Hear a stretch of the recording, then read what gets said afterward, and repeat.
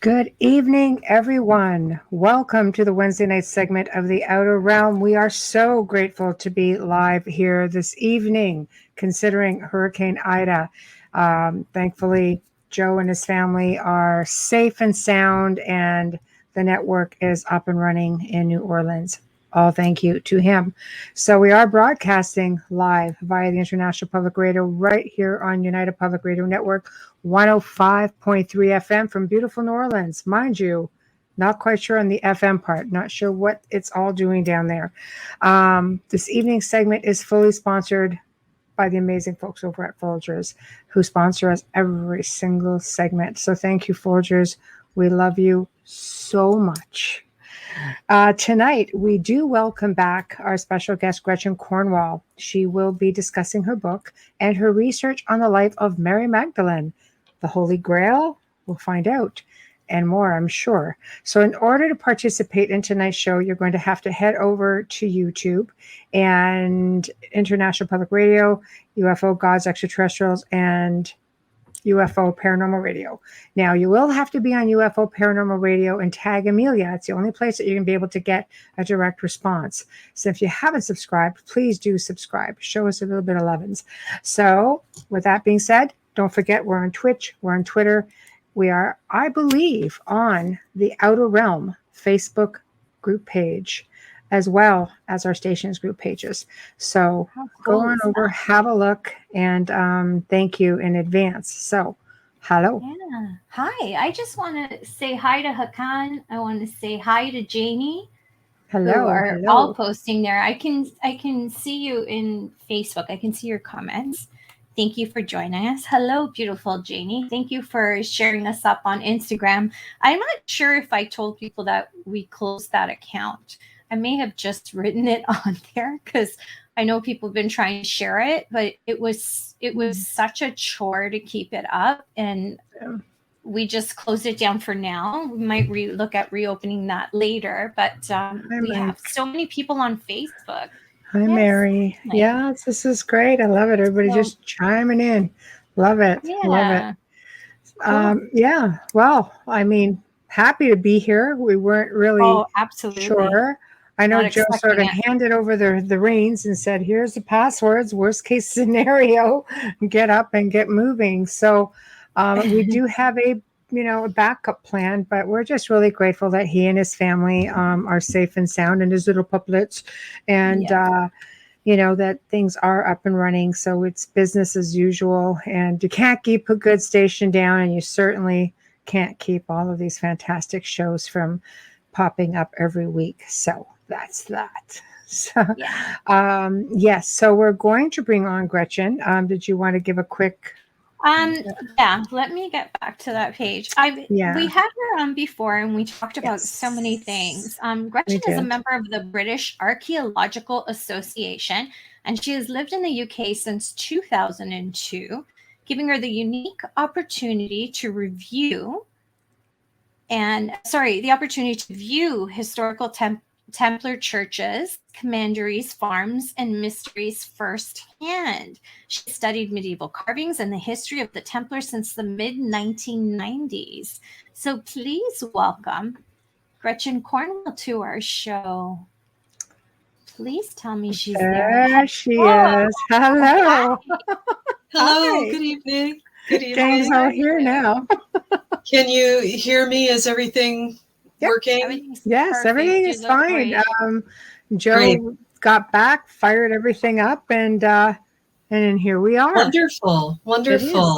It is. So how are you out your neck of the woods? Good. Vampiric hours. It's 2 a.m. Sorry. So sorry. No, it's wonderful to have the chance to be here tonight with both you ladies. I had such a fantastic time when I was with you before. And earlier today, I finished watching Dr. Kathleen Ball and Sean Williamson with you. Yeah, and that was a great show. It was a great show. And I enjoy watching Carl Cookson and Hamilton White of Lost Relics with you. Yes, thank you. I Thank like you. to call you both the dynamic duo, and they're the dynamic Oh. duo as well. They are. They are. But there's a And you have really great group of you, you know? Yes. When you have the four of us together, though, it's kind of hard to stay on track because we're laughing too much. So It's need a little bit really on my improvish and end. yeah, it's I need improvish and very unleashed, you know, very raw when you come on, Unleashed. because we really Hilarious. don't know where it's going to go. You know, Hamilton especially is so animated, and his face just hand goes across his face Oh like my he's just like, gosh. oh my God, what's I just- going on? So I just love he's a him. riot. Just They're love great Yeah, him. guys. oh, he's adorable and so knowledgeable. They both Yes. They are. are.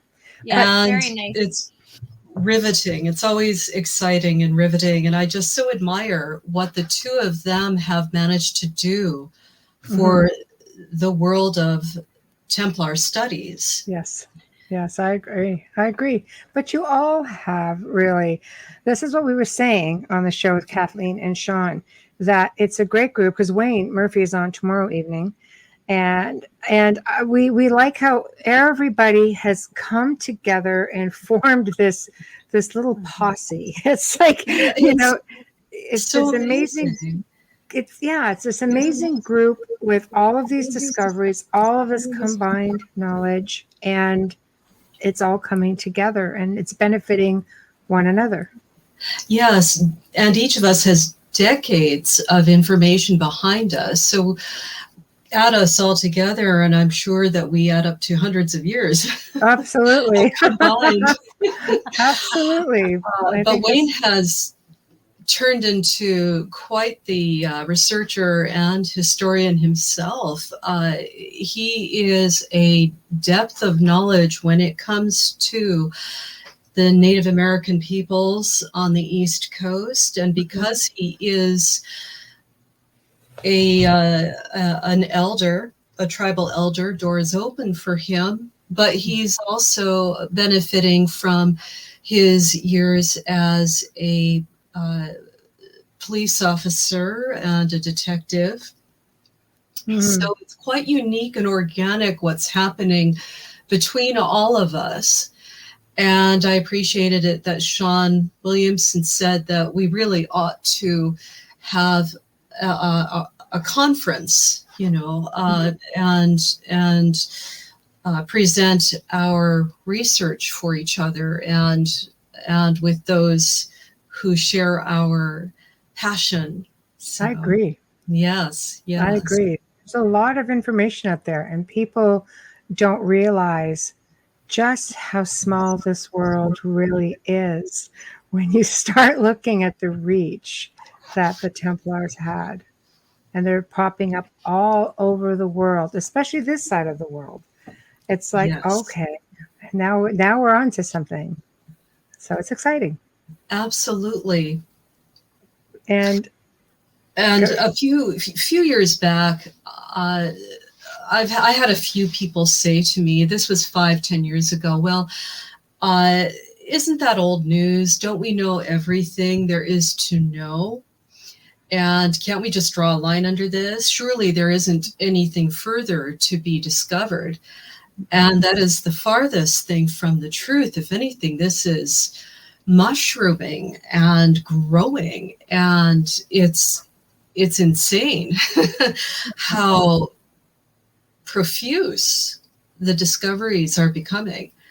And when you apply anthropology to the topic and also comparative religion, that opens even further doors. And when you understand the nature of human beings as well, they really weren't that much different than we are today as far as our needs as human beings are concerned.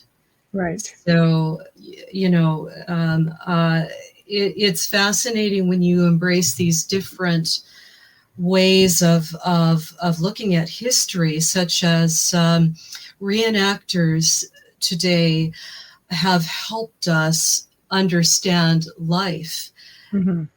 800 years ago, 1,000 years ago, because they sew their own clothing, their own garb. They eat, drink, create their own dwellings. There is a Viking heritage group that honors their DNA background by living, at least on the weekends, as their ancestors had.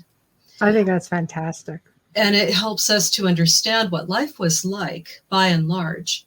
It isn't perfect, it isn't easy, and we cannot comprehend how strict and formal our European culture was going back to the time of the Templars, especially where women were concerned. But oddly, there were women that had the capacity to leverage their wealth and their station, and also protect themselves from forces such as the Inquisition. Eleanor of Aquitaine was one of those, and she pretty well did what she wanted to. Right, as it should be. So yes, and I'm jumping around a little bit, but it's okay. And I certainly will beg forgiveness up front if I repeat anything that was covered in the last time that I was with you.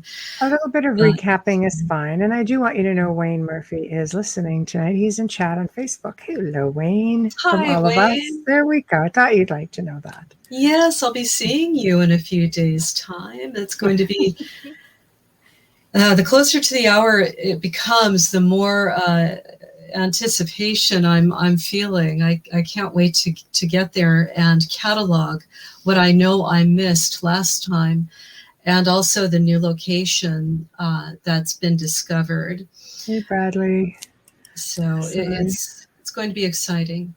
It is going to be exciting, and I know that it's very hush-hush for the moment, so we're happy to get any little bit of tidbit that we can get. So, very exciting. I certainly don't want to cross over into, Wayne's conversation with you tomorrow. So I shall let him divulge what he wishes to tomorrow. Yes. Yeah, we've touched on it a little bit, so we're just going to let him go, and whatever comes up. As you know, we're very laid back here on the Outer Realm.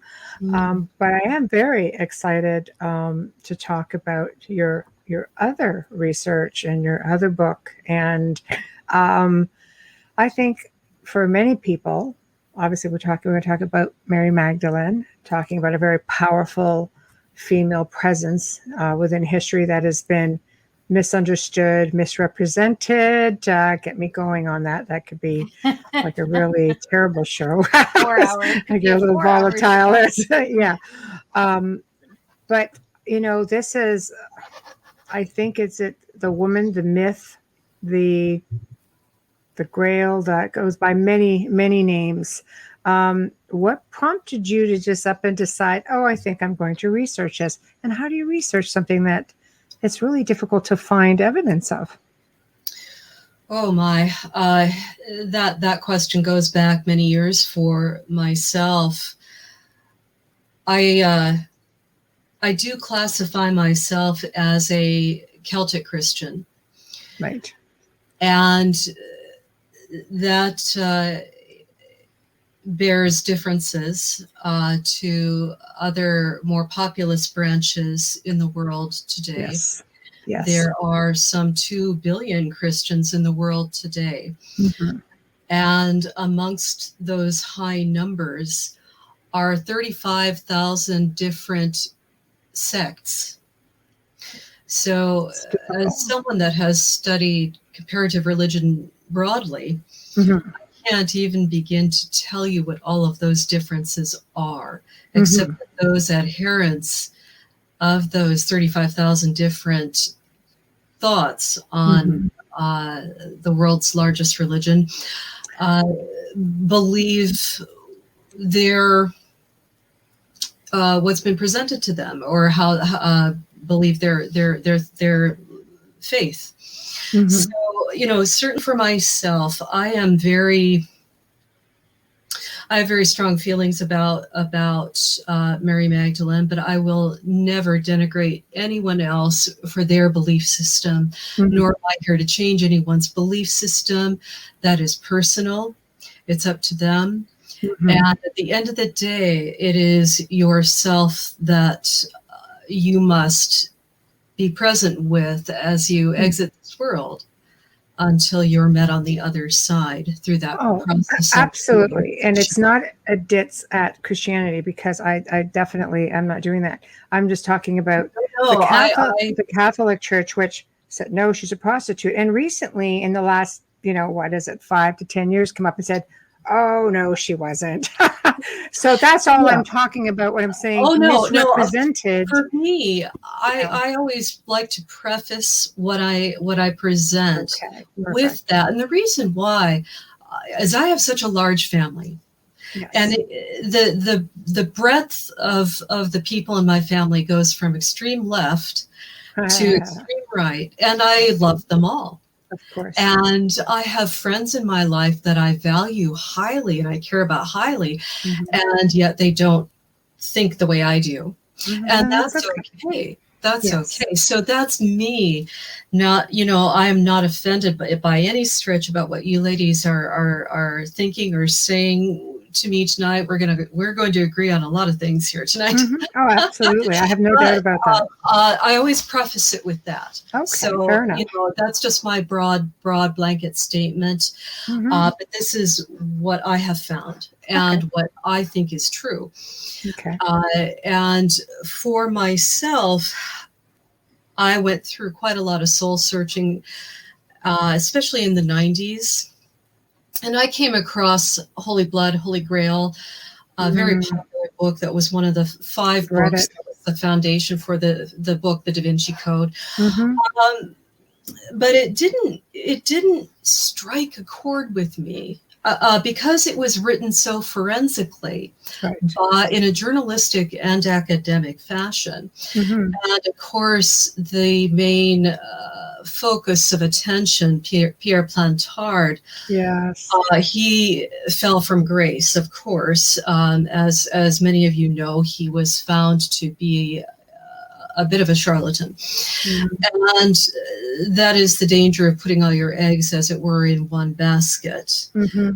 Humanity is fallible. But the interesting thing about him, it is that he was deeply connected with a lot of the secret societies in France and an antiquary specialist. So there's that saying, you can't have smoke without fire. So I'll leave it at that. But for myself, what happened is I came across Lawrence Gardner, and all of a sudden the subject came alive for me to the point where I ended up contacting his representative and ended up doing marketing work for him in the USA, for which I was quite privileged to have done so.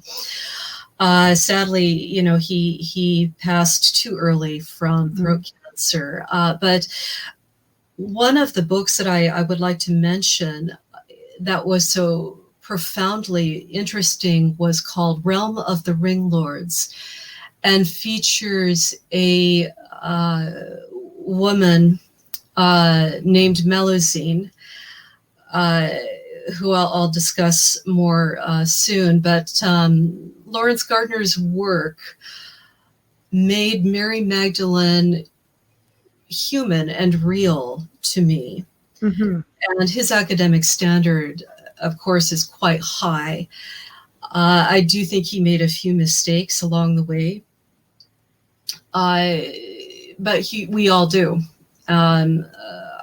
He invested way too much time in a man called Michael of Albany, who claimed to be the Stuart heir to the throne of England. And that is not correct. That's another big subject. But there is another individual out there. If there is a head of the House of Stuart today, it would be another individual. I can't remember his name, but he wrote a very, very good book about the subject. That Bonnie Prince Charlie in exile did have another family in France, and that That's interesting. descended from this man. Right. The other thing is that the illegitimate son of Charles II also had a son that was created the Duke of Monmouth. His family are still alive and active today. Forgive me if I'm waffling, but what most people forget is that the current queen is directly related to the Stuarts through Charles II's sister, who married the Hanoverian. So, if you're just talking about the male line, then of course the name ends, which is what through history has been dealt to women. It's basically a way to shrink the pool of competitors down, thinking about ascending to a dukedom or becoming a monarch, what have you, or inheriting the estate, that it always has to go through the oldest surviving male relative. Right. And that completely drops out of the picture any woman who is of the same DNA that may have been a better choice for that seat. So women through history always seem to get the short end of that stick. I think both Elizabeths did very well, personally. Oh yeah, longevity and left their mark. Powerful. Especially the powerful, very powerful, and especially the first one. She was certainly wise to surround herself with very, very loyal, intelligent, educated spy masters. Yeah, she was ahead of her time. Yeah. Well, when your father cuts off your mother's head, that's going to do something to you. But I know she was so far ahead of her time. You didn't have women in battle. I mean, queen on the battleground was unheard of, and I just have so much respect for her in that sense of the word. She didn't do or ask anything that she wouldn't have done herself. So I have a lot of admiration for her there. She's a little strange. Not going to say she's not strange, but a lot of respect for her there. Yes. But it's not to dodge your question, but Lawrence Gardner really did put Mary Magdalene into perspective for me. And I just became driven to find out, and very passionate to find out as much as I could, not only about her, but also the Knights Templar. And for me, it truly helped me explain my life. Wow, that's profound. It was that significant a turn for myself. It put everything into perspective for me. So my first book is a culmination of decades of reading, research, and I had enough material. I realized, I thought, I could write a book. And so I embarked on a 9-year project to do so. And the book, I always meant it to be a platform for other projects, because there is so much content in it, and I do cover a lot of ground, even going back to Atlantis as well. So certainly it is a tough read from what I've been told. there are several chapters on quantum mechanics that I wrote in order to try to persuade individuals who are of an atheist persuasion that God, the great divine, the creator, whatever you want to term, that does indeed exist. So I discovered that quantum mechanics does shine a light on that. So I embarked upon that in the book as well. And that we are truly all tied together by this web of it's quite a mystical thought, but we are all engaged in the same field of energy together. Absolutely. So absolutely. And what I found going back is that when you start looking at the history of how the Bible was written and rewritten and rewritten and rewritten, you have to look at who wrote it. Right. And what was their Absolutely. motivation? Absolutely. Right. What was their motivation? And you know, the world going back to 2,000 years ago, 1,900 years ago, etc., is very male centric, very violent, very difficult. Life was cheap, and in all truth, life is still cheap in a lot of the world, and so many of us are blessed to live in the Western world, where we can go about our business without being molested, basically, or have the right to do so. So I'm quite grateful for that. But the Roman Empire changed overnight when Constantine created Christianity as the legal Roman religion. In 325 AD, it became the legal religion, and then of course things swapped from pagans killing Christians to Christians killing pagans. Of course, I know. Of course. It's a vicious cycle, isn't it? Yeah, it is. Just because people are people, human beings are the same. Right. It's you know, once you understand human nature, you can predict certain things are going to happen. Right. They're going to happen. Right. So, but his mother, Helena, was born in England, which not too many people know of. And he was born in England as well. But she could be considered the first archaeologist, and she actually went to the Holy Land and believes that she had discovered sacred objects, nails of the true cross, the spear of destiny. So she Saint Helena can be thought of as our first archaeologist, really. But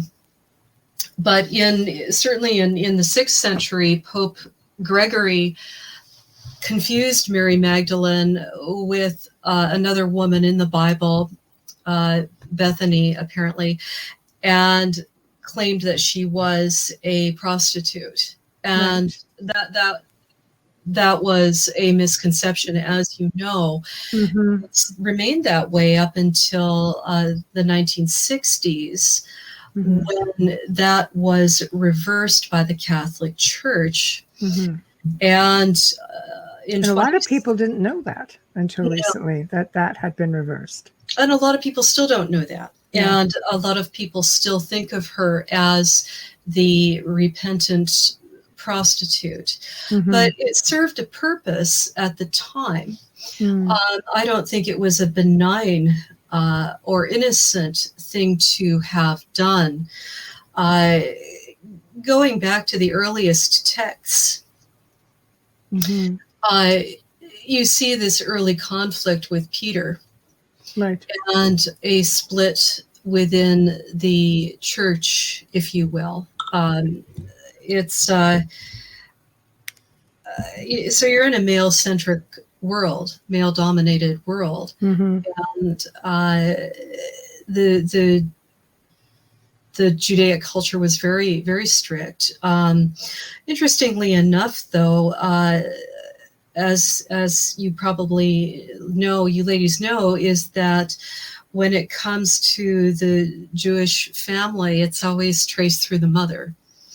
So the best thing to do if you want to erase a lineage is to get rid of the mother. That's the quickest thing to do. Right. So I believe that that's what happened at that time. As far as Christ is concerned, this doesn't affect him at all. I don't believe that this is a heresy at all. You look at the images from the Hubble telescope, you look at the immensity of the universe, that great creative force that holds that together, and we're just one small galaxy amongst innumerable galaxies in the universe, all dotted with suns and potential inhabited worlds with intelligent, races. Mm. How could a power of that magnitude be offended if his emissary, his son, had a full human experience on Earth, was married, had children? The only individuals that would be offended by that would be human beings. Mm-hmm. So I hope that it makes sense. Oh, it does.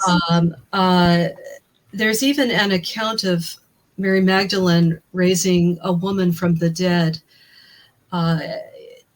in France. Mm-hmm. And when you start reading about the Dark Age saints as well, they're walking on water. They're charming fish. They're charming beasties. They are healing people. They're performing many of the miracles that Christ did as well. And he even said, what I am doing, you can do too. Mm-hmm. So some of us might need a great deal of practice. Right. Um, Right. No doubt. I don't see myself walking on water anytime soon. So, don't take a long walk off a short Yeah. pier. What are you talking about? Are you kidding me? I took a jog right off the Lake Ontario. I just wanted to let you know Dr. Kathleen Ball is in the chat room, and she said, very good point, Gretchen. I agree. She says to say hi. She's loving the show.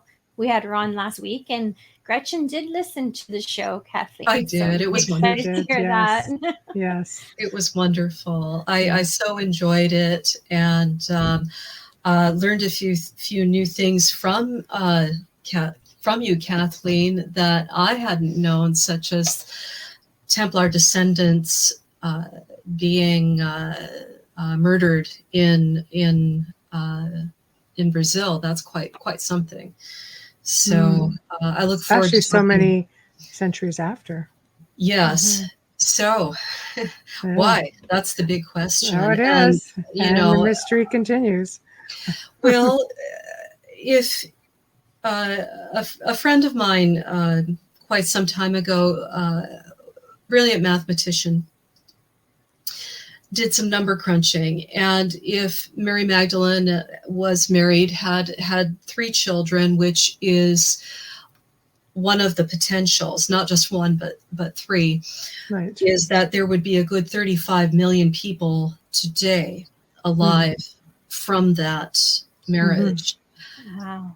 And he was the oldest of 7 further siblings.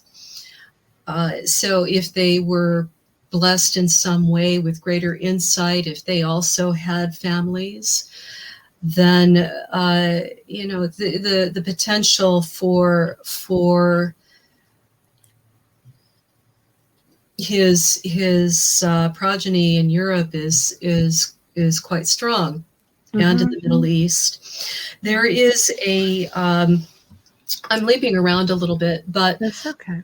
It's okay. There That's is probably a conservative number too. It very well could be, but if and it's difficult to translate how would war affect this over the centuries, illnesses, child mortality, all these issues that humanity is plagued with when it comes to lack of medical care. Even today, things can certainly go wrong, but there is the legend of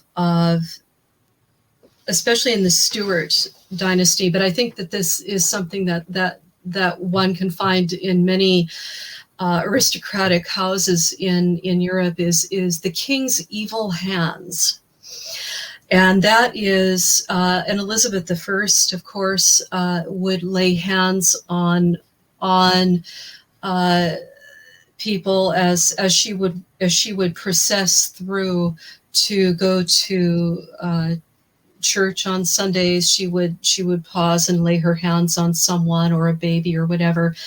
And it's called the King's Evil Hands because there were instances of healing. There were instances of miraculous blessings. But the mindset that only Jesus can do these tasks thus makes that evil. Even though the energy impetus comes from that divine energy. So it's that medieval thought structure there. And you see that played out in the story of Melusine that I'll be speaking to you about here soon. But it's interesting if you do take it on board that after the crucifixion, she went in exile to Marseille, and then started her life there and her children marrying into the Merovingian dynasty, what would become the Merovingian dynasty. Then you can see how that bloodline would fan out into Europe. Absolutely.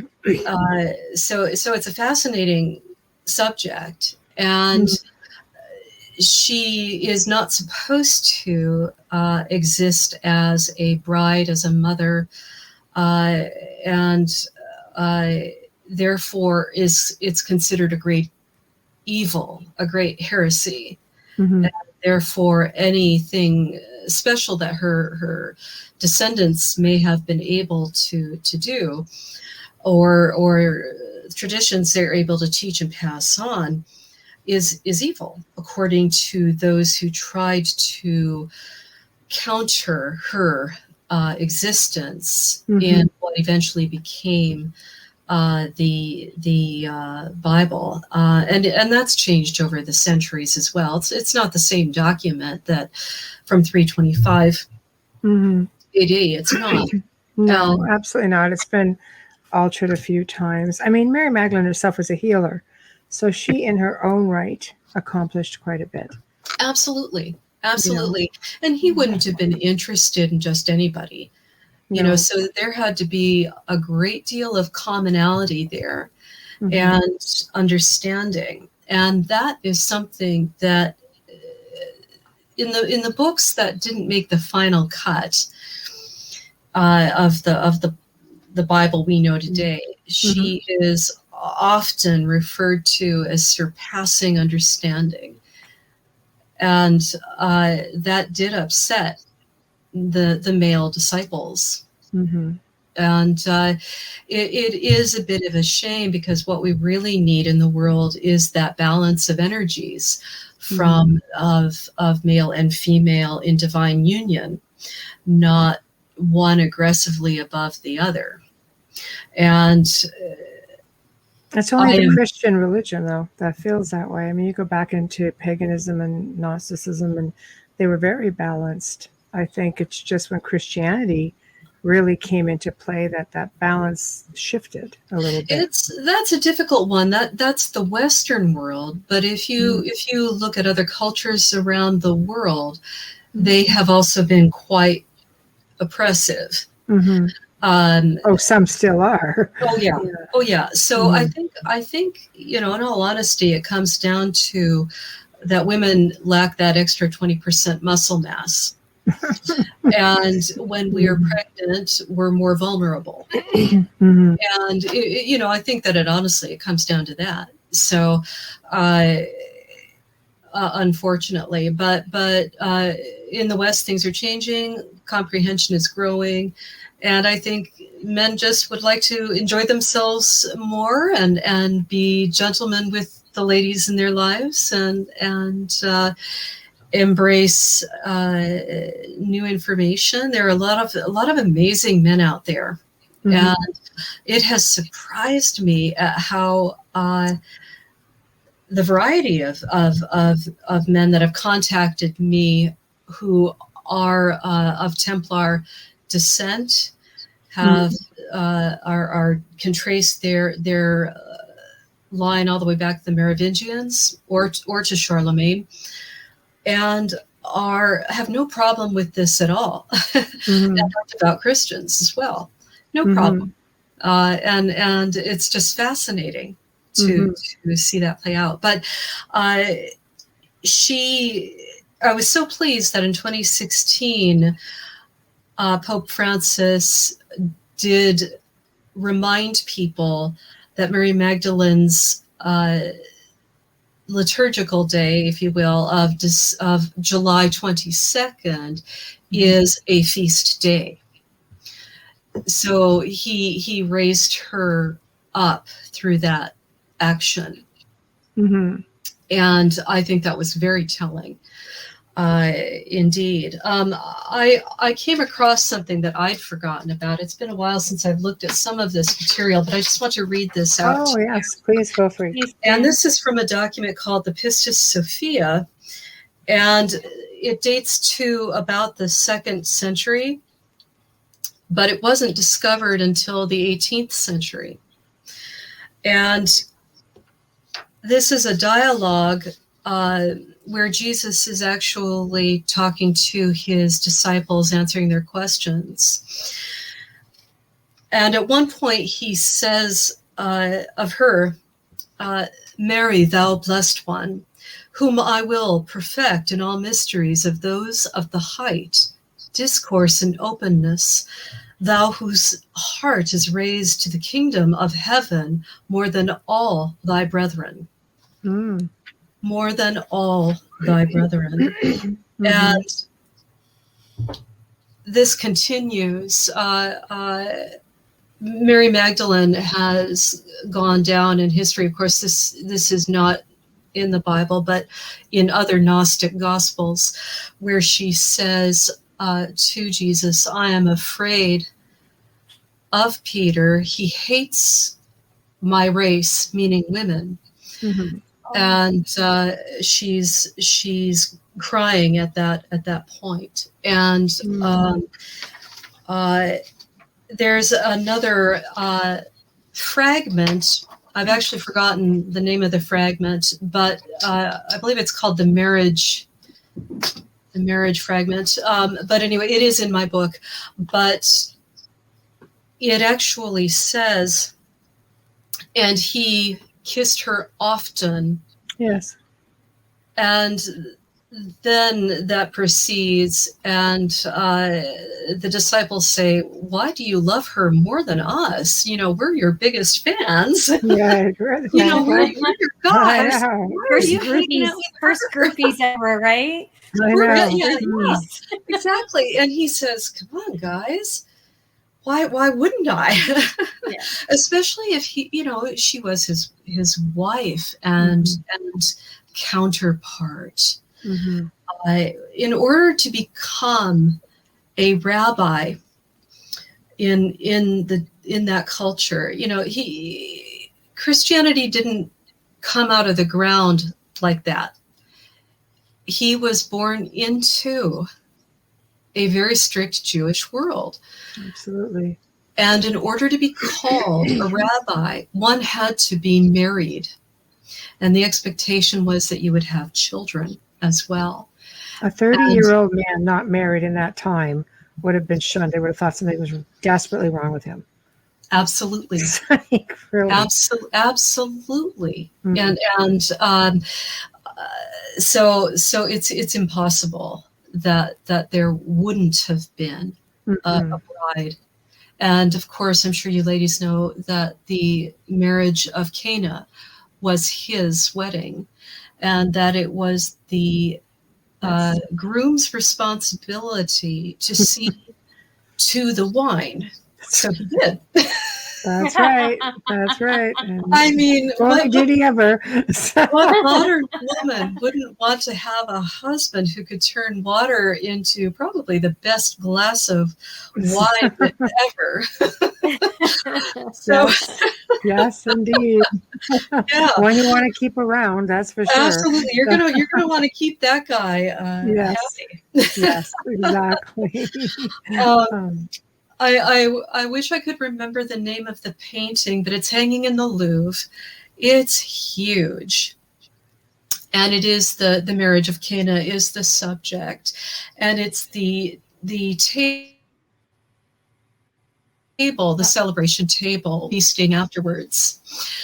And the only two people looking out is Christ, who's seated next to his mother, and the bride, which is a few down, and beautiful blonde, which is neither here nor there. But they're both, these two people are, the bride and the hidden groom are looking out at us. Everyone else at the table is interjecting with each other. Mm-hmm. So, and this is a Renaissance painting. It's not medieval. And there is a long line, as you know, of paintings, of sculptures that hint at something wrong from the usual story. Mm-hmm. And that is a very interesting painting, The Marriage of Cana. A very interesting painting. Mm-hmm. So there's lots of hidden messages in the paintings. Yes. Leave it to the Renaissance to make her blonde, go so that she stands out even more. There's messages upon messages in that painting. Yes, and blonde is bright. It's light. It's positive, angelic. And there is truly a feature of the human psyche where we all want to be able to relate to a God that looks like us. Mm-hmm. And whatever our genetic background happens to be, we visualize Christ or Mary Magdalene to perhaps look a little bit more genetically like ourselves. Mm-hmm. I know that there has been discussion that she had red hair. It's possible. One researcher believes that her mother came from southern France and that her mother had red hair, and that's possible. There's a village in China where every now and then you end up with someone with red hair, and that's due to Celts having walked all the way across Europe into China, and they stayed there, integrated, and they found their graves of the period, and we're going back centuries. Mm-hmm. But even today, you still get in that particular village people who are obviously of Chinese extraction with red hair. I think it's fascinating. So, yeah, very strange, very interesting. It is. It is. So when people, everybody obviously goes to, and I think we can thank the Da Vinci Code for that. But looking, the Grail, the vessel that holds the blood of Christ, is basically what the movie leads you to believe. What is this fascination with the Grail? Why the buzzword? Why people all over the world are looking for this thing? And you've got, no, we've got it here at this church, and oh no, we've got it over here. What is it exactly? What's your perception of all of this? Well, I think myself that it's multifold.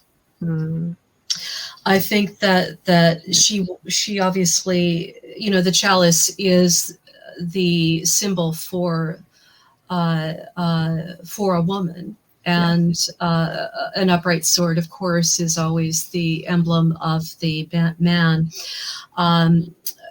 and a very basic male-female symbol in alchemy is the upward pyramid triangle for male, or upside down triangle for feminine.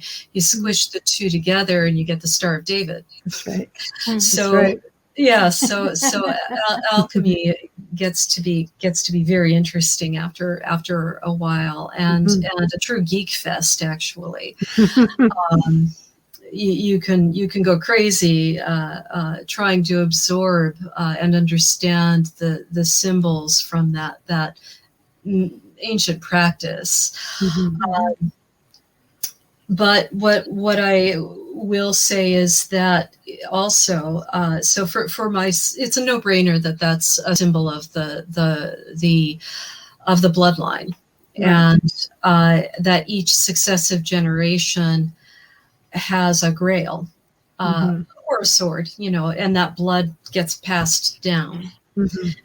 And they're finding out more and more that your powerful experiences that your grandparents had can have an effect on your DNA.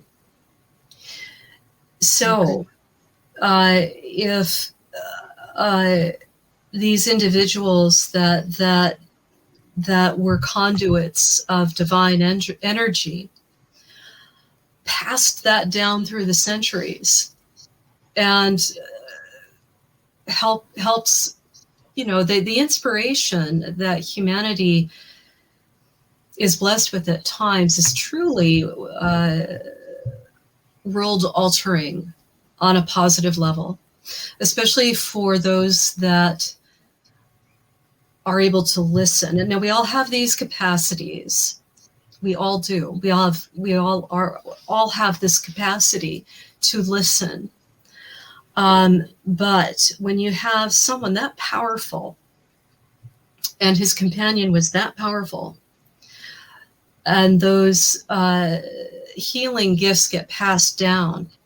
So, and I do think that the Templars were part of that family pool, that they themselves were genetically tied to that, but those with martial capacities became protectors as well.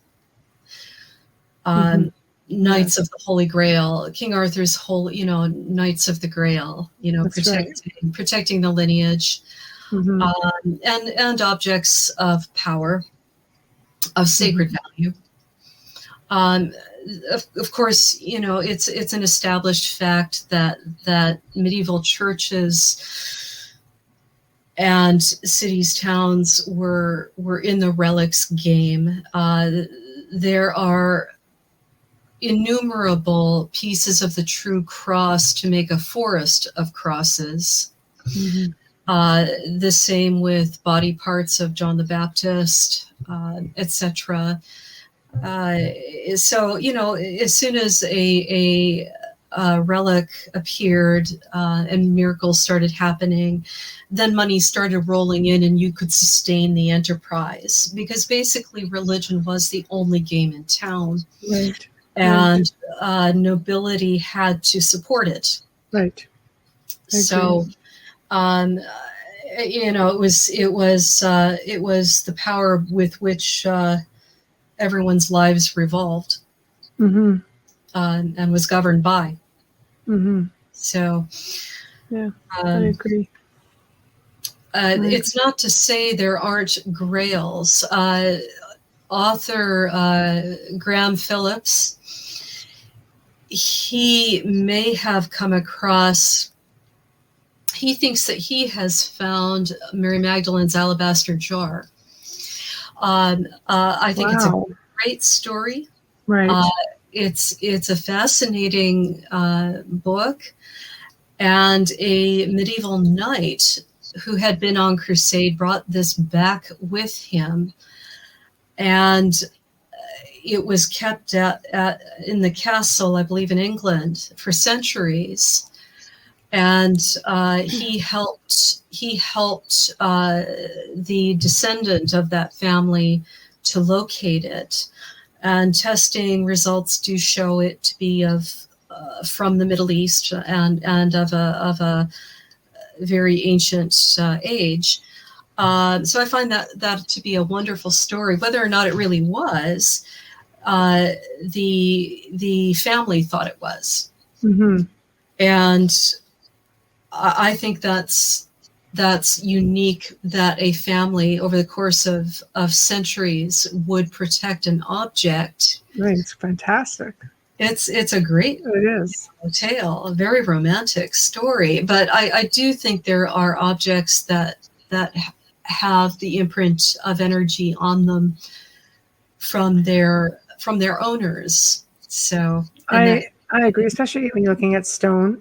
We've talked about this with Sean Williamson, how stone does retain memory, frequency, like when he puts his energy into a piece that he's sculpting, it goes into it. How experiments have been done with stone where they've done recordings and they've picked up on voices and sounds from the stone. So I absolutely think that when you put your energy into something, even wood, something that is alive or once lived, yes, that it can imprint.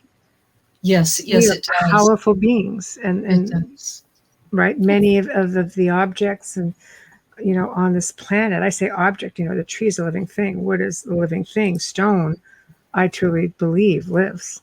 If it can absorb energy, if it can emit energy, there's something with that.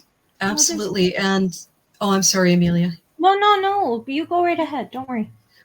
The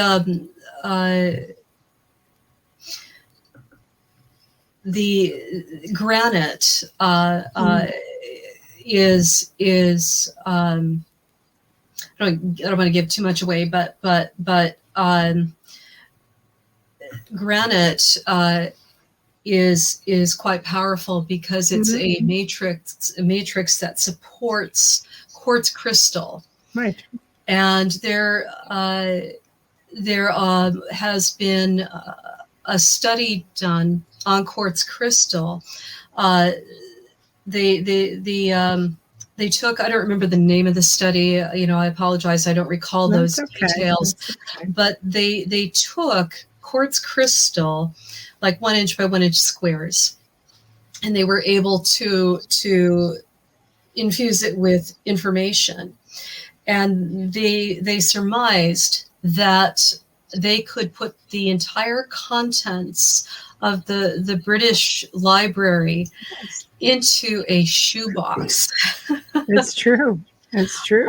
So we're starting to remember the technology that was present 12,800 years ago, before a natural catastrophe hit and wiped out fragile technology that is remembered today as magic or legend, mythology, Thor's lightning bolts, more than likely a high-powered laser.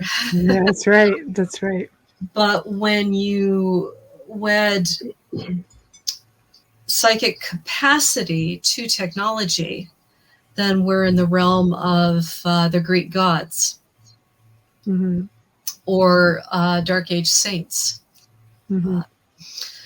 So it's all so riveting and fascinating, and I'm sure that we'd all be thrilled just to sit in a castle for a few good weeks and have good long talks and Over drink wine. wine and Over wine in a chalice that Hamilton's going to bring. But yes. but there's somebody in the chat in Facebook who says, Dave Petrella, hi Gretchen, Michelle, Amelia. The Grail is also referenced to the head and neck in the human body. You can see the same shape with the neck as the handle and the skull as the chalice. Great observation. That's I like interesting. that. Yeah, I thank like you, that. Dave. Yeah.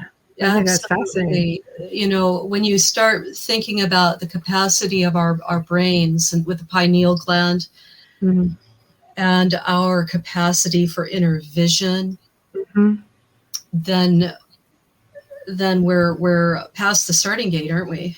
Truly, that is a wonderful comment. Absolutely.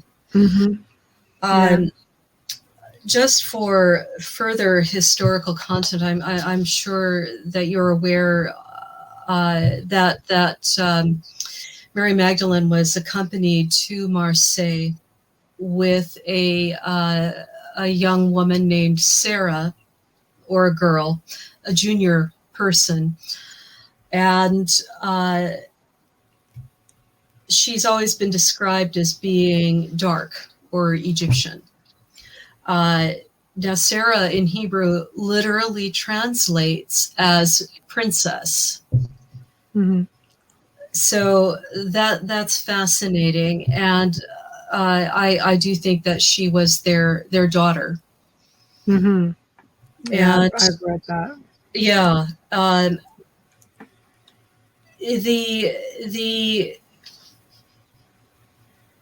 this is an interesting concept when you talk about the Black Madonna. That's always in reference to either Sarah or of course Mary Magdalene. But it's even more interesting if you go back to the time of Moses. And of course, he was raised in the Egyptian household, trained by the Egyptian priesthood. And he walks out the door having bested the priests at every level. And he takes with him the Ark of the Covenant.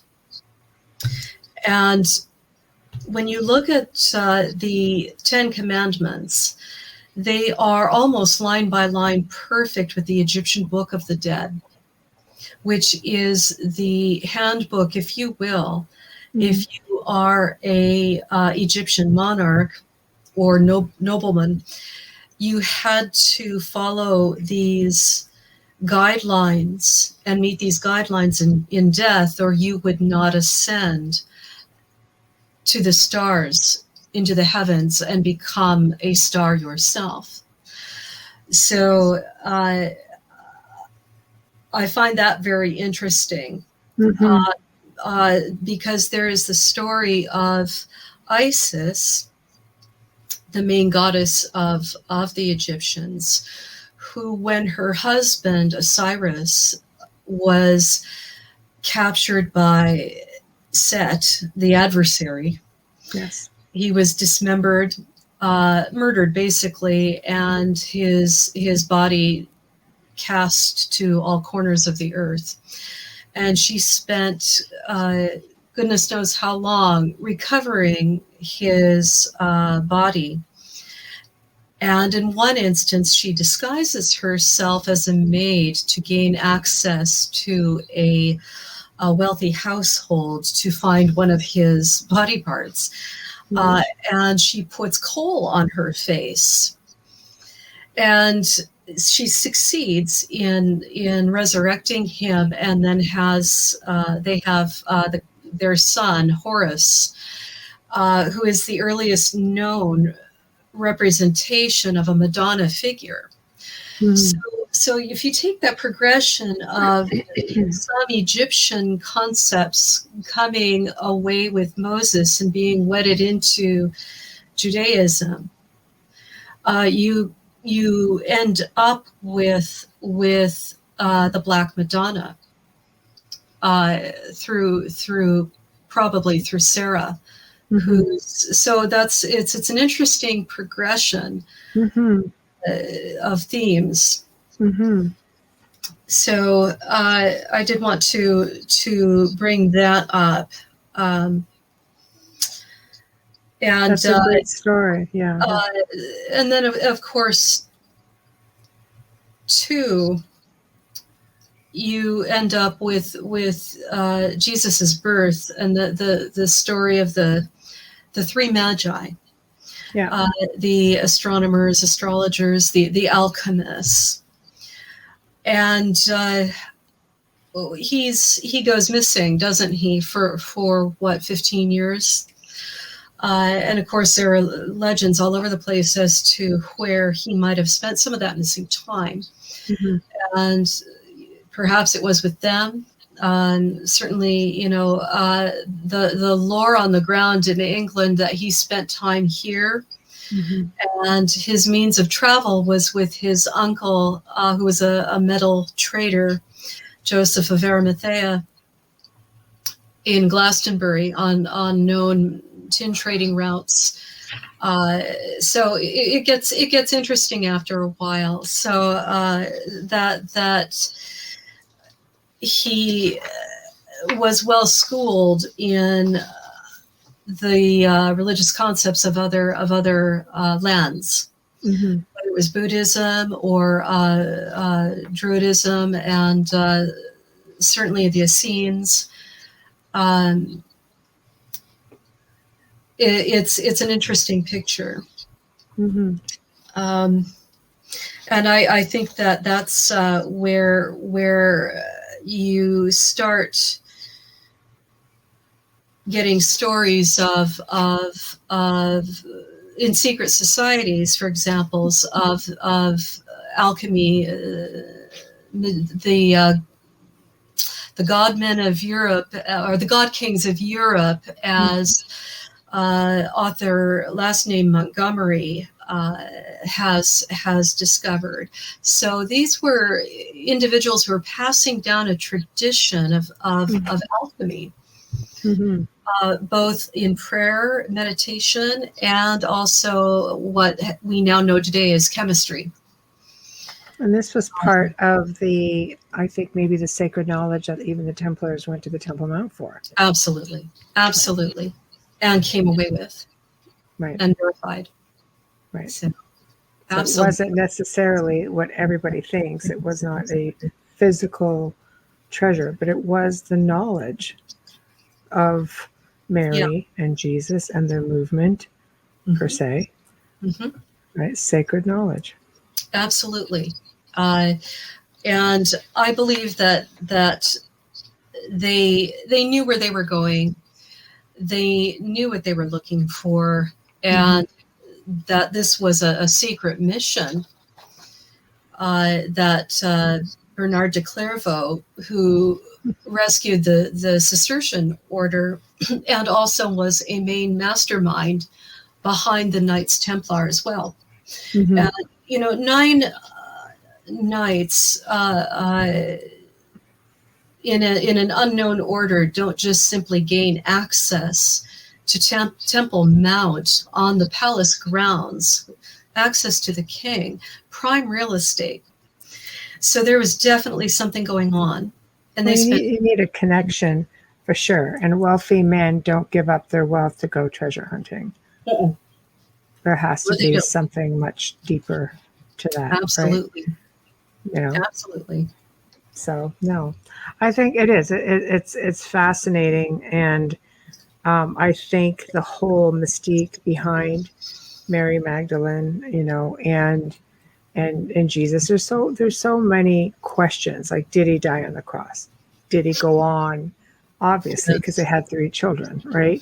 So there's people have those questions, but it's almost like they're they ask them or they're afraid to ask them. There's a lot of really mixed information out there. But at the end of the day, there's this bloodline. And there are these group of men who fought and died to protect this knowledge and this lineage. At great cost. Why? To themselves. You know? Yes, indeed. Yeah. And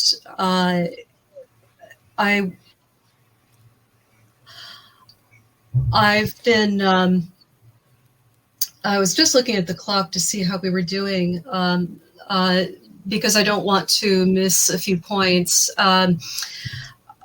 I can't share images with you tonight, but I've been fortunate to find a few documents that I believe are pivotal, that prove that she was venerated.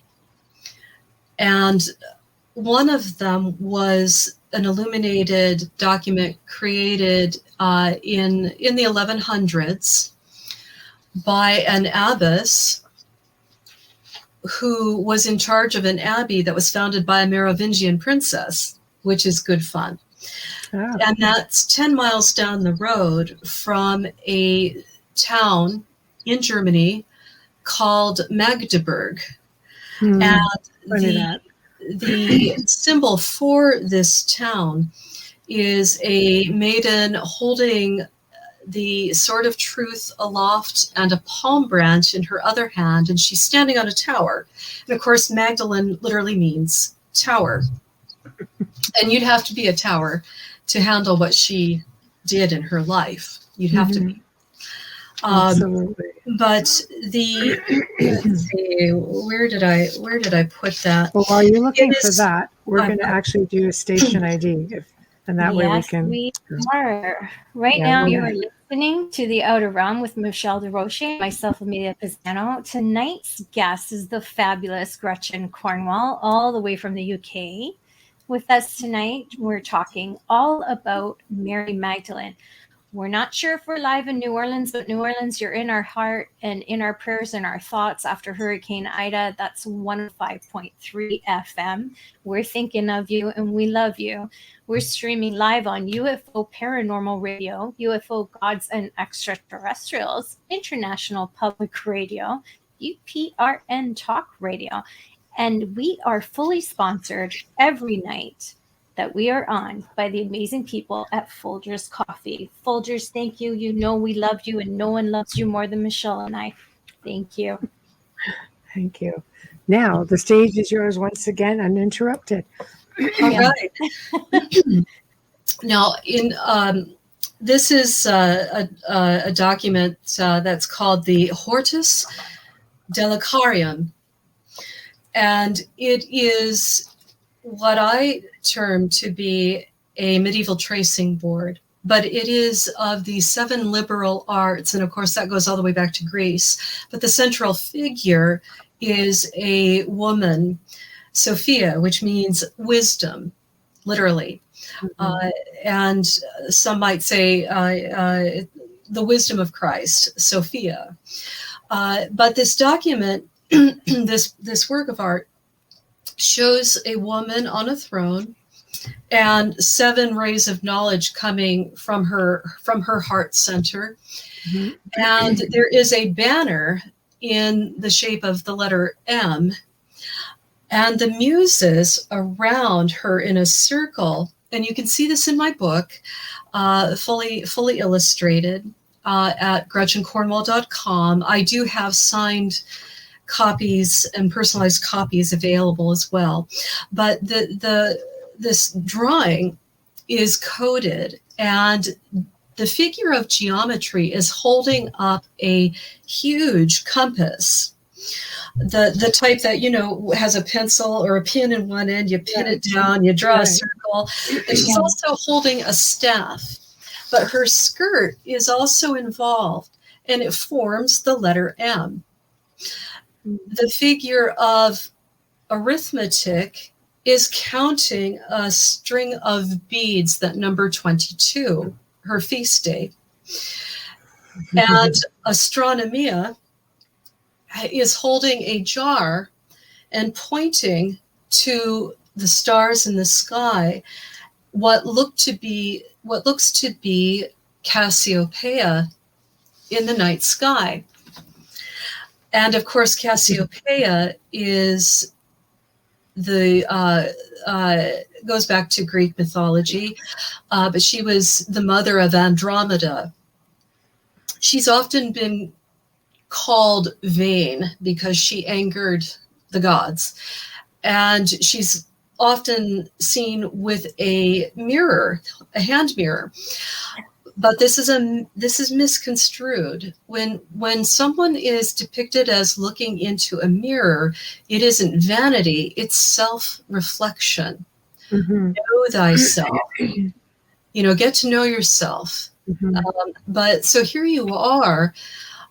This medieval illustration appears to be depicting Mary Magdalene sitting on the throne of heaven as Cassiopeia and revolving around the North Star, which is Christ, her husband.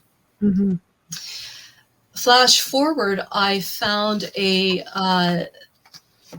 star chart, approximately 1625, commissioned by the Holy Roman Emperor and created by a man named Julius Schiller. And he replaced the Greek mythology with Christian iconography. And he replaced Cassiopeia with Mary Magdalene. And that is also in my book. And she is holding her alabaster jar and a scepter in her hand. And she has the same expression on her face as the Mona Lisa. And I'm convinced that Julius Schiller saw the painting and knew about Leonardo da Vinci and knew about the Last Supper. In the star chart, Jesus's mother, Mother Mary, is not in this document. So why is the Mother of Christ not in the document? That is very interesting. Now, I have yet to find the cause of his death, but the year this came out, he also died shortly after. Now, whether or not that's a coincidence, I don't know. But my mind always tends to think foul play when we're talking about something of such a high stake. So here are two pictorial works of art, one that was completed in the 1100s, and one in 1625, both depicting her as Cassiopeia, replacing Cassiopeia as the main focus of the night sky. As the chair revolves around, as the throne revolves around the North Star. So it is very interesting. It's very interesting. Dave says July 22nd, right between Leo and Cancer, which is right between the sun and the moon, a very good place to be in astrology, the perfect balance between the masculine and the feminine energy. And he also makes note to the human head again, amygdala, which is actually Magdalene. Perfect. It's interesting. I love hearing the different perspectives of this. And he's on Facebook, so he's not on YouTube here.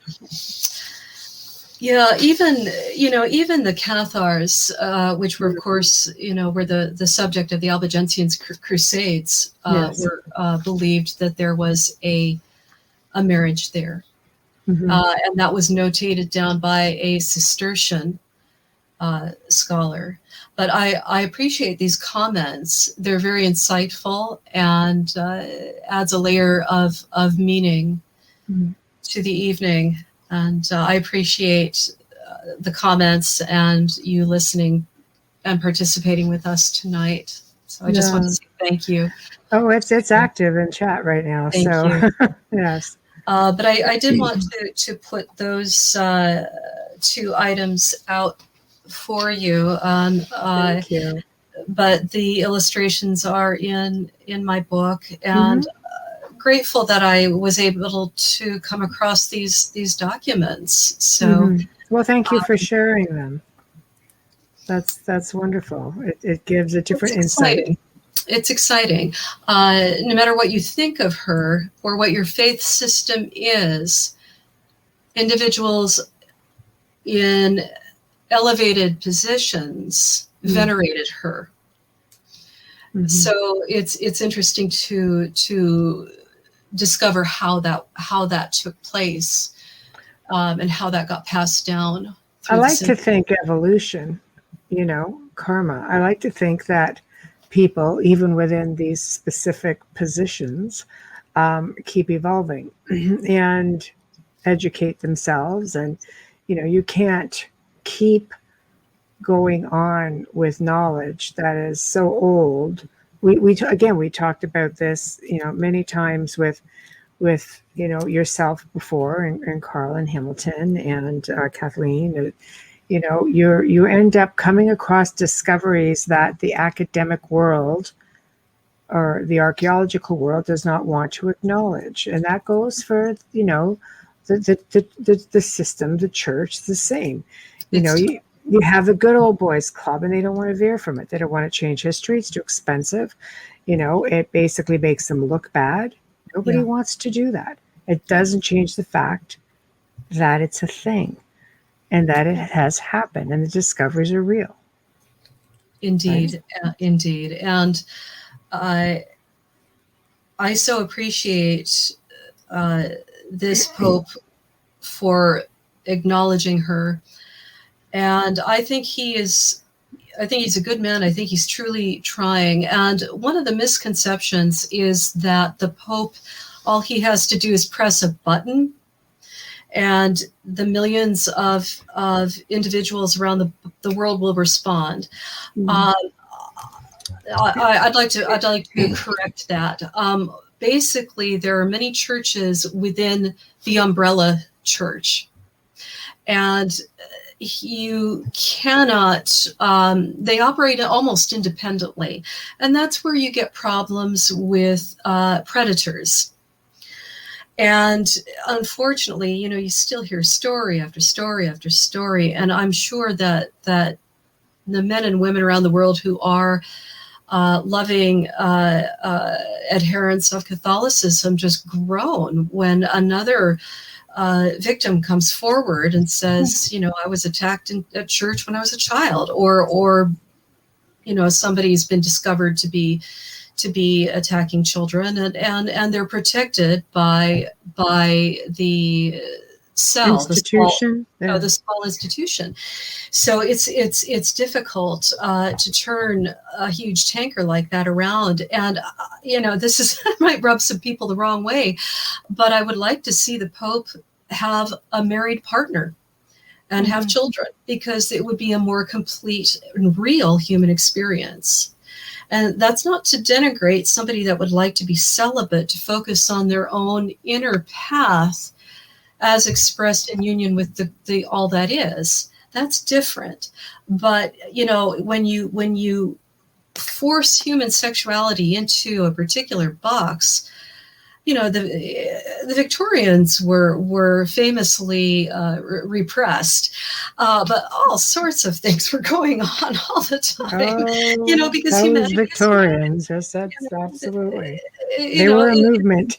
Absolutely. Yeah. So it would be as blasphemous a comment as that may seem to some. It would take the steam off of some of the problems. And the Pope is actually calling for married priests in South America because they don't have enough of them, celibate ones, to go around.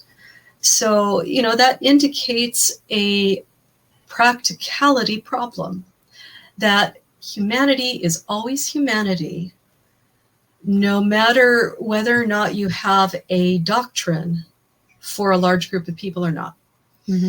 And, we have to acknowledge the practicality of human behavior. So I just want to intercept here a little bit, because I work missing children, and I work child molestation. I have family who has passed away from it and who were murdered. And I want to just say, after years of study, and if you want to start somewhere in pulp culture on a great documentary, you start with the film Spotlight, that cast that plays everybody as a real person and true stories, cut their salaries down to almost nothing to create this film. Priests are not child molesters. Child molesters enter the priesthood. I was raised Roman Catholic. I don't exactly practice it, but I still have a lot of Catholic beliefs. And I can't make that clear enough. I don't agree with the Vatican, with what they do, with how they cover all any of this up. I wasn't raised like a typical Roman Catholic. My mother always believed that priests should be married and have families, because she could never understand how they could counsel families and married couples when they didn't have the experience themselves. And my mother had family who were bishops and cardinals and had a lot of higher ups in the church. And I was also raised to know and understand that Mary Magdalene was stripped of power and that she was Jesus' wife. I wasn't raised to believe that she was a prostitute. I'm very fortunate that way, that my mother had eye-opening because of her upbringing and understanding in theology because of her uncles. I think it's really important that we look at this, and I understand why this institution does what they do when they hide it. It's wrong. I'm not agreeing with it, but it's because they come from that old, antique, ancient belief that they're not the ones to judge God is. So you have to really look at it from a theological perspective, a criminal perspective, and then personal. And I always say, the one thing, the commonality between child molesters is their employment is always, if not 100%, always around children. It's always about the accessibility to them. And that is no different with the priesthood. And it's not just the Catholics, it's just they're getting raked over the coals because of the Vatican. But it happens with any leadership, teachers, coaches, all kinds of things, like all kinds of careers. Anywhere where there is access to children. So I think that's an important point to put out there. And if you're going to send me hate mail, go right ahead, because I can take it. I have a thick skin. But I've been doing that study for years. So yeah. I agree with you. And I want to apologize to you, Amelia, if I at all sounded like I was throwing out the baby with the bathwater. I agree with you 100%. Thank you. Not at all. There was an instance with the gymnastics team where the doctor was, and he purposefully went into that area so that he could have access to young girls, gymnasts. So you're absolutely right. And I'm not out to see any faith destroyed. I like this Pope. I have many friends who are Catholics, and I respect them. Mm-hmm. And it's a wonderful religion. It is, and that's where respect comes in. And Amelia, I respect you. Oh my gosh, I was not your positivity you at all. No. And I'm glad you said it that way, because that's something I have often thought, and that is an important distinction. It's an important distinction. And I have seen firsthand, granted separated by hundreds of years, the destruction of battles between, the Huguenots and the Catholics, and in France, entire towns and villages completely wiped off the map. I went to, mid-southern France in 2018 to look for the Templars there, and there wasn't much left after Cardinal Richelieu got done blasting it to pieces. But that was on the heels of the Huguenots coming in and blasting everything to pieces. So what is happening now in Afghanistan, that was happening in France 400 years ago, and obliterating information that I wish we had now. But these wars of religion don't serve, and they don't serve God. Very sad.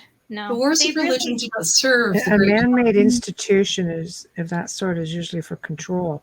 Yes. You Always just look for at power. things like the Library of Alexandria, for Yes. one. They're meant to destroy, and the Afghanistan situations are different. Taliban's done this before. They destroy the past. And I know it's a cycle that happens all over the world, even today, that you want to undo the wrongs by destroying traces of those wrongs, the evidence of them. But it doesn't make it, again, it's like those discoveries we were talking about that people want to bury. It doesn't make them less real. They happened, they existed.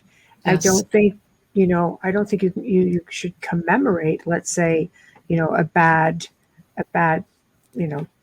time, a historical event in time, but to eradicate it or erase it doesn't make it go away. I think you just have to learn from it and hope that it never repeats itself. Cancel culture is that's a whole other show. But no, Gretchen, thank you so much for bringing it up, because I always feel this need, and I'm not defending them. I always feel this need to bring that up because I've worked the cases, and a lot of people don't understand the difference between a pedophile and a child molester.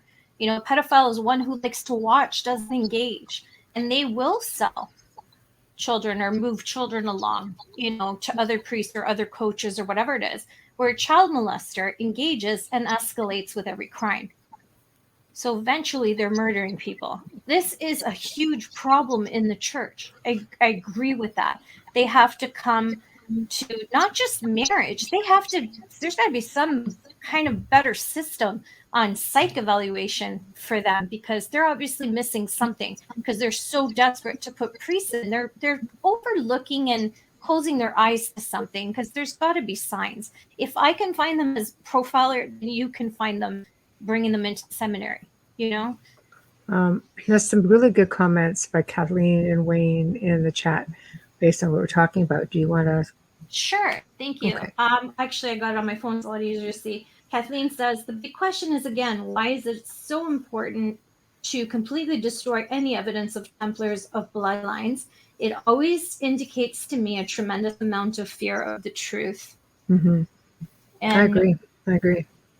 Wayne says, but if we destroy our history, future generations are destined to make the same mistakes. I totally agree with that. I totally agree with that also. Two good points. Two really good points. It's true. Cancel culture is just, it reminds me of this generation. Everything is disposable. Hmm. The church is afraid of the truth. Truth is powerful. The leaders do not want to have the people knowing of this power and knowledge. That's from Wayne Mallows. I agree with that as well. That's true. But that's really any organization that has power, really it is.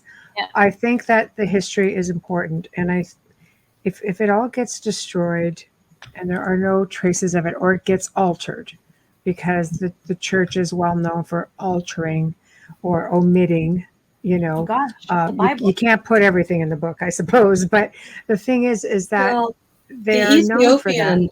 The Ethiopian book is probably a quarter of the size larger than the Bible that we have here in the West. Mm-hmm. I'm going to get this wrong, but I believe it has 86 books. Wow. And of course, Ethiopia is one of the oldest Christian nations in the world. Mm-hmm. And there are some incredible buildings there created by Templars, equilateral churches that were carved out of the ground and are flush with the ground, that go down, carved out of solid stone. Mm-hmm. But there are many mysteries in Ethiopia. They claim to have the Ark, but they have a larger Bible there. So you see, they've kept it. The point I'm saying is, if you destroy it, then people like yourself have to go around and really dig to try to find that history again, because it's been lost And or it's hidden. expensive too. It is expensive, absolutely. I have a question for you, Gretchen, because I would love to see this for you. What would you do if you were granted access to the Vatican library and their locked up vaults, which are real, not just the Da Vinci Code? What would you Oh, yeah. look for first if you were given That's a good the question. There's a day? lot of goodies What in would you there. look for? It's Yeah. like, I know what I'd be heading for, but I'm curious. What would be the thing that comes to you saying, I It would need have to to see be this? practical. I cannot read ancient Aramaic. I know. Nice. So I know. it would have to be a practical scenario. I don't know. What if we give you a translator? How's I was that? just thinking a What translator. if we give you a translator? Yeah. You know, I'm there. Mel Gibson's writer for Passion of the Christ. There We we bring go. him in. and I'm he there. comes I'm in there. And he asks you, Gretchen, my darling, what do you want me to read you? I would go back as far as they've got to the earliest sources that they have. Hmm. I And wish that for you. I really do. I think you I know would. exactly what to do with it. In the meantime, and this is perhaps even just as difficult, large museums like in New York City, here in the UK, in London, they only have generally a quarter of what they actually own on display at any one given time. And I would love to see what they have in their vaults that is of the medieval era, from the families that were associated with Knights Templar. I do think that some of this is simply ignorance and a bit of hashing things up, that they don't know what they've got, objects that they don't know what they have, they don't know what it means. That's a good point.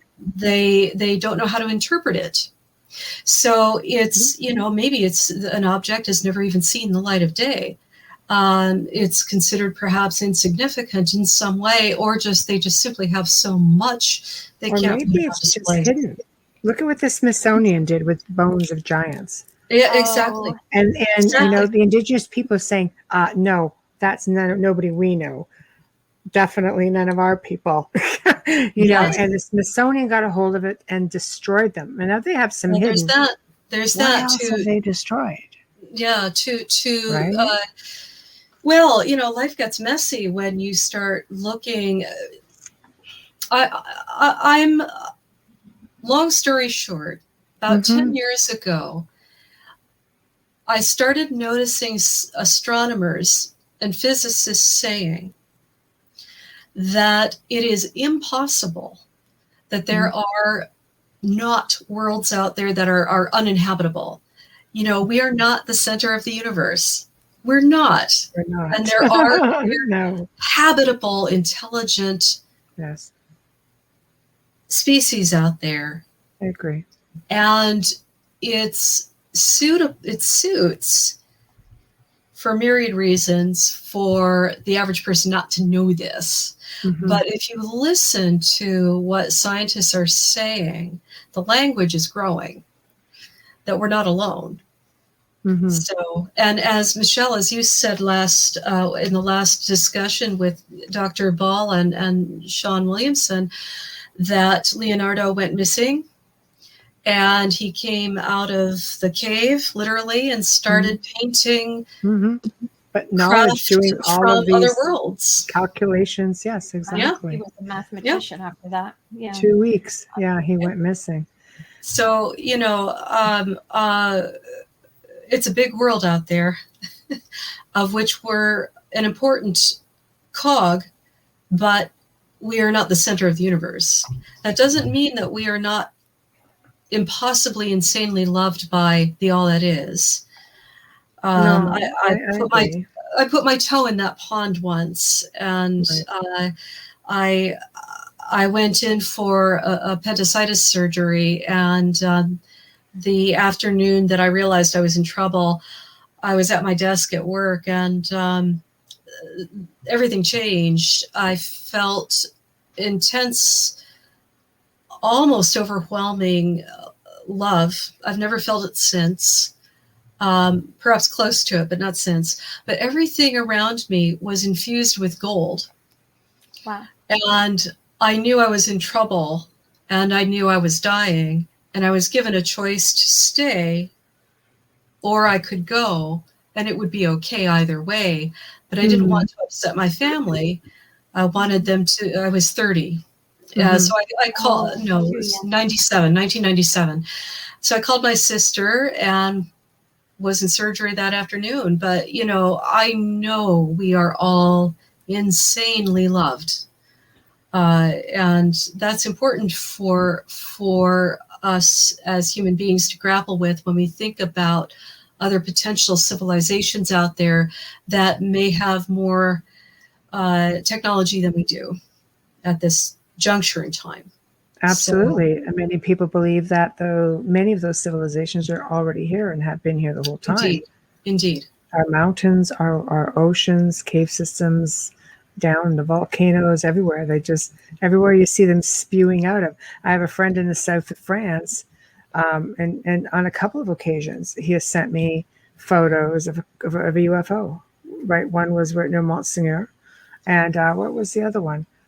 Not far. It was just within the Languedoc area, and it's just like he just came out of meditating, and within 2 hours he was up. You know, it's just click, there it is.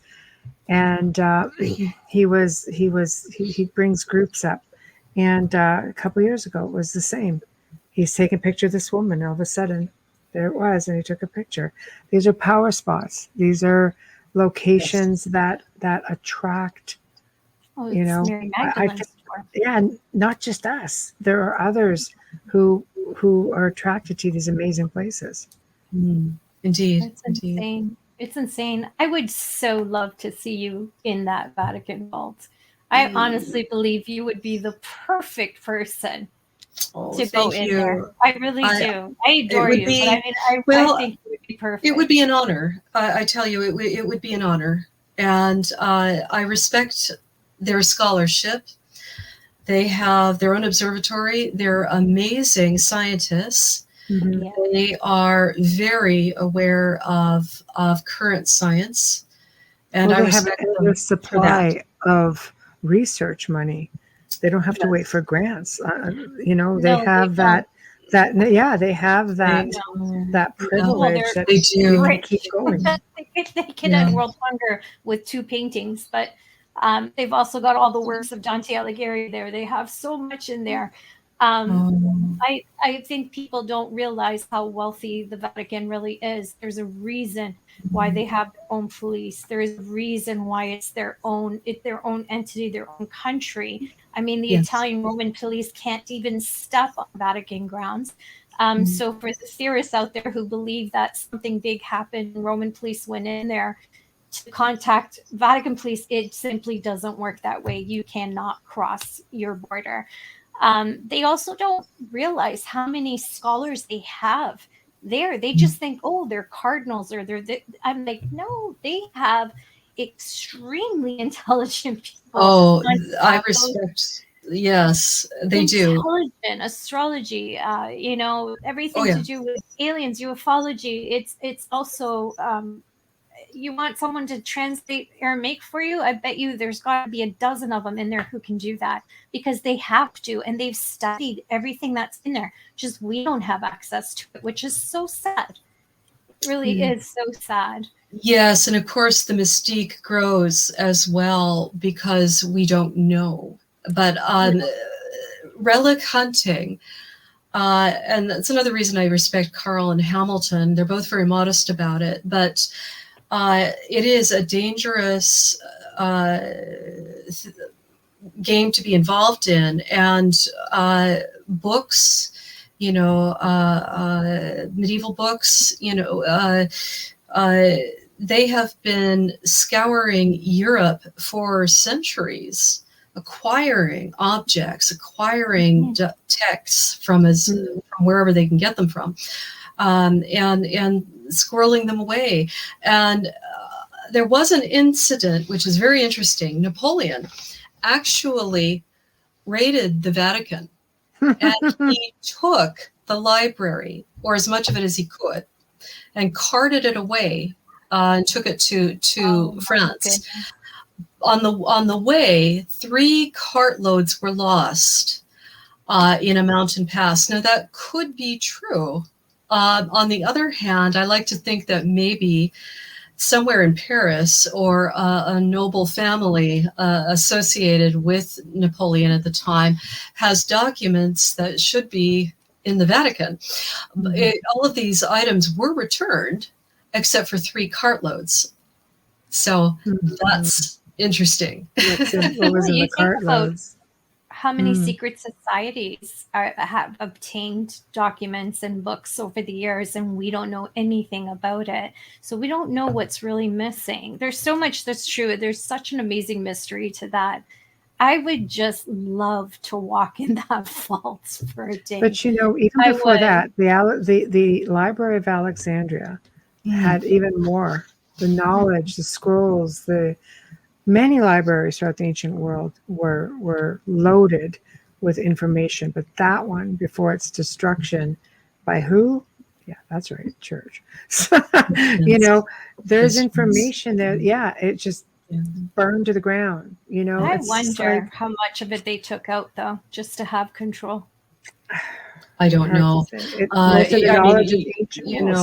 what the Taliban has done, or those of like mind, ISIL, whatever. They blasted these massive Buddha statues. Except the one they couldn't find. It's a work of art. I mean, it might not be your faith, but it's a work of art. And I was so upset when that happened. And they blew, was it Palmyra, the city, the ancient city? I'm mispronouncing it, but that was devastating.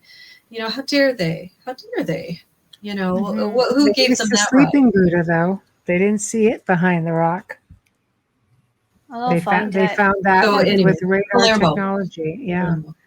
But there's still a lot of ancient worlds, ancient places that have that information. Yes, absolutely. Kathleen made a really good point. She wrote that this was earlier, and it fits right now as well. So it was meant to be there. Of course, unfortunately, that's human history, but many have managed to survive and will continue to do so. It's impossible to destroy everything. People have things. I have to agree with her on that. I just really, really believe deep in my soul that there are things in secret societies that they are holding on to. Maybe for our better and greater good. Who knows? Look at what was hidden to be saved. Look at the Tamar hoard. That was hidden to be saved. And they got it. It's like might not be in our saved lifetime, destruction. Yeah. I agree. That's a really big thing. I just hand it to Carl and Hamilton for having the insight to chase that down. 10 years of acquiring those objects. Wow. I know. And it was at a great expense, both emotionally, financially, mentally, everything that went behind it. But, it is a gift. It is a gift to the world. The fact that they've shared it, They were chosen. They were. Things seem to, find them. And in the same respect, as great of a gift as it is, it's also a burden. Because you can't put a price on it. And therefore, what do you do with it after the fact? Hamilton's like, I'm going to die one day. Then what? I'm just like, I know, talk like that. But it's a fact. That's a huge responsibility. It really is. And the fact that they were able to bring all that stuff back without a pirate. One at a time, man. Seriously, hunted down piece by piece. So it's just an example of the fact that there are things out there that are still hidden to be protected.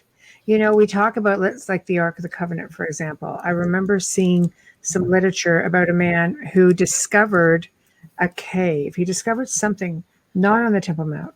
It was away from the Temple Mount, underneath.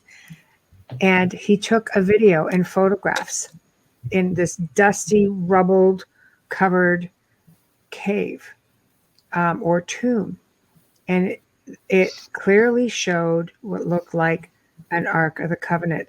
And he applied to have it excavated, and it was denied and buried. They didn't want to even touch it. The Israeli government went, no, no, we don't want to go down that road. And there is a video, and you can go on YouTube and you can find it. It's wow. Is it I didn't know fear? that. Yes. Sorry. Okay, because there's pictures of it. I on one of the Gray Zone show research that I did for another show. I found it, but I found it years ago. I went hunting for it again and found it again. And the man, he's died. I think this was like in the 60s or 70s.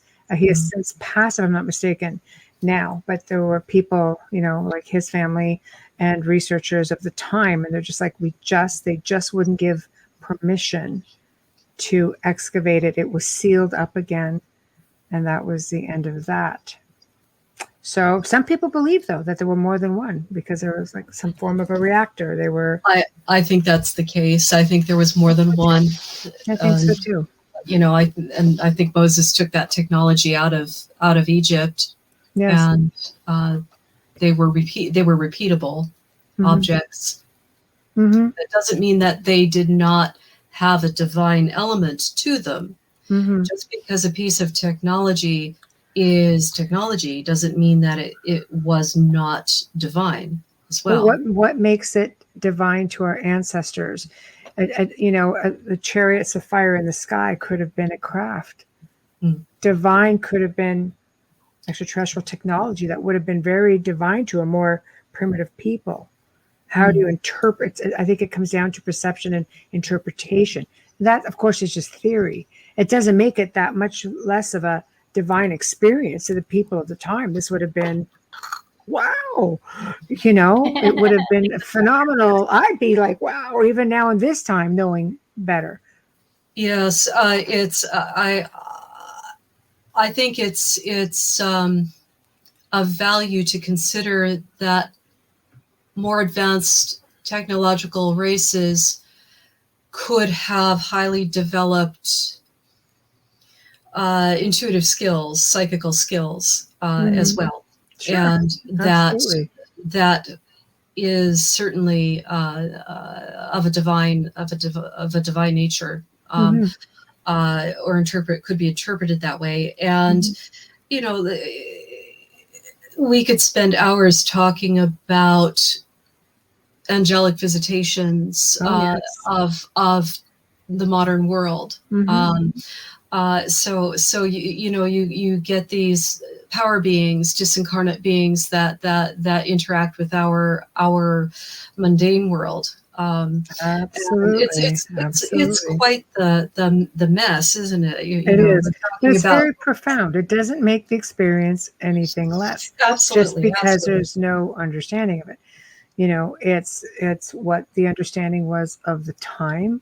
I think that there's still a lot that gets misinterpreted. There's still a lot that will always remain hidden from us, as a people. But I think as people evolve and ask more questions, and one day you wake up and there's going to be someone that's going to be just like you, and it's going to say, you know what, I want to know more about this.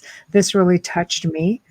And I'm going to go out and I'm going to look for it. Or you're going to have another Kathleen Ball going, you know what? Is this what I think it is? And they're going to delve into it. There are explorers in each and every one of us. And I think every now and then there's a little Gretchen and a little Kathleen and a little Hamilton and a little Carl running around going, yes, we're going to do this. Amelia, or Sean Williamson. Yeah. Offer your platform to bring it all to life. I believe that some things are not meant to be found. I don't believe that everything is meant to be found. It's just me because of what I do with my mediumship. And sometimes you're just not meant to know, and you're meant to live a certain way because it's just your path. And maybe perhaps another generation or two down the road, it'll be revealed. Like, why hasn't anyone else found this Tomar hoard? I have, I don't know, 30 friends that are Portuguese. You know what I mean? They all know that they were there, and they know they have stories in the villages. It wasn't new to them to hear it. But I mean, none of them ever came across this. You think about it, they're chosen. There's a divine right timing with this. I really believe all of that. And I do believe some of it is not known for our greater good. And that's coming from whatever's up there in the sky trying to protect us. Well, it's not about one individual, it's about all of us. Yeah. So I like that, Amelia, and you're absolutely right. Yeah. I like it. So we're nearing, of course, the end of the show, and this is where you tell everybody how to find you, what you have coming up. Just promote yourself. Thank you. I do appreciate that. I do have, as you can see behind me, yes, I do have books available for on my website, GretchenCornwall.com. And I am on Facebook if you'd like to follow me there. But Christmas is not too far away, if I may say so. But I send out personalized and signed copies in gift bags, paperback, hardback, my first book, my second book. And I am working on a book that was inspired by Zena Halpern's map of Oak Island. Yes. I went to Chateau de la Rochefoucauld and took copious photos. Sorry, I'm getting tired, but the Leonardo da Vinci staircase, followed up more on Melusine's story.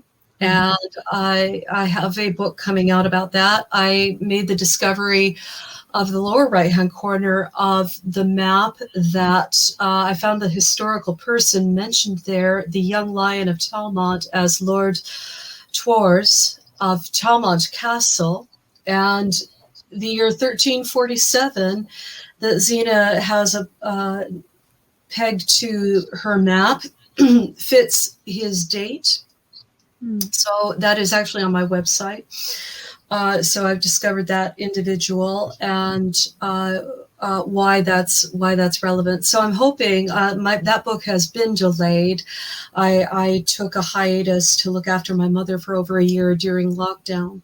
So now after I come back from visiting and investigating the Mohican Reservation locations, which I believe are Templar in origin, I will be commencing with that as well. So lots to do, for which I'm grateful and happy to be involved with. So it's a privilege. Absolutely. And we will be with Wayne Murphy tomorrow evening, and hopefully he'll divulge a little bit more. But thank you for joining us yet again. It was a pleasure to have you. It's just always such a joy to have on. And thank you.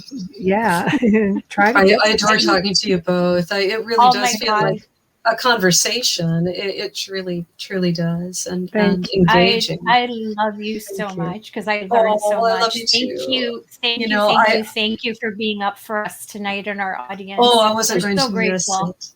I wasn't going to miss it.